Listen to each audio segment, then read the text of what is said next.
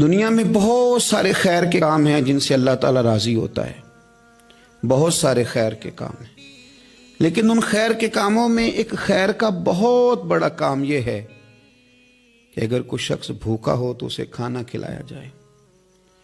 یہ پیٹ کی آگ جب جلتی ہے تو بڑی تکلیف دیتی ہے۔ جب کچھ لوگ بھوکے ہوتے ہیں اور کچھ اتنا پیٹ بھر کے کھا رہے ہوتے ہیں کہ وہ لوگ ضرورت سے زیادہ آسائشوں میں چلے جاتے ہیں تو اس سے تفریق بھی پیدا ہوتی ہے اور اس سے معاشرے میں گھٹن بھی آتی ہے۔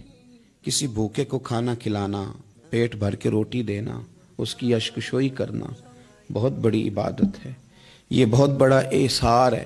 ہمارے صوفیہ کرام نے آستانوں کے ساتھ، خانقاہوں کے ساتھ جو لنگر خانے بنائے، اس کی وجہ یہ تھی کہ طلباء، سالکین طریقت اور وہ لوگ جو غریب ہیں وہ آئیں گے، یہاں سے کھانا کھائیں گے۔ دنیا آوے کھا کھا جاوے راضی ہووے بلا، لوگوں کی اشکشوئی ہوگی۔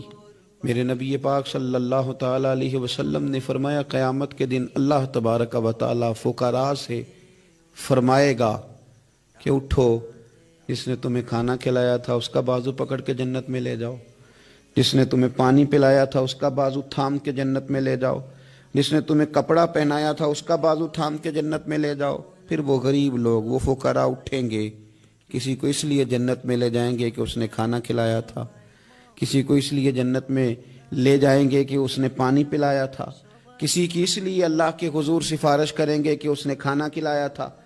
بھوکوں کو کھانا کھلانا اتنا بڑا عمل ہے کہ نبی کریم صلی اللہ تعالیٰ علیہ وسلم ارشاد فرماتے ہیں کہ جو بھوکے کو کھانا کھلائے گا اللہ اسے جنت کے پھل کھلائے گا، اللہ اسے جنت کے پھل کھلائے گا۔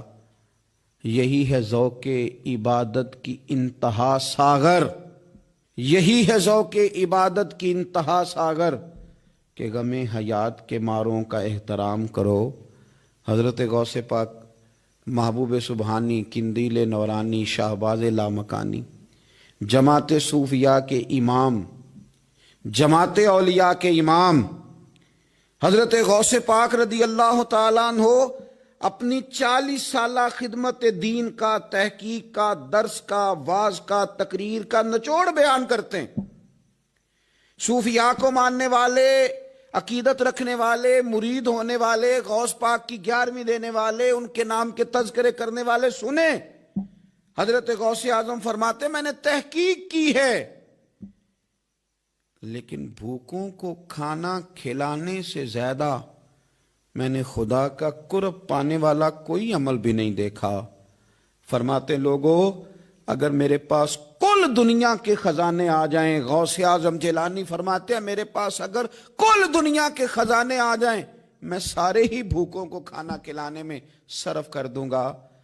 اگر پیران پیر کہتے ہیں کہ اٹھو بھوکوں کو کھانا کھلاؤ تو پھر وہ طریقت سے تعلق رکھنے والے، خانقاہیں بنانے والے، ان کا نام جپنے والے، منقبتیں لکھنے والے، ان کے تذکرے کرنے والے، ان کے آراس منعقد کرنے والے جس قدر زیادہ دنیا میں موجود ہیں، اگر وہ غوث پاک کی اس تحقیق پر عمل کرتے، وہ کہتے ہیں میں نے تحقیق کی ہے، بھوکوں کو کھانا کھلانے سے زیادہ اللہ کا قرب دینے والا کوئی عمل نہیں، تو پھر چاہیے تھا نا ان کے ماننے والے دنیا میں پھیل جاتے، ڈھونڈ ڈھونڈ کے بھوکوں کو کھانا کھلاتے، وہ اپنے پیر کی اس تحقیق پر عمل کرتے۔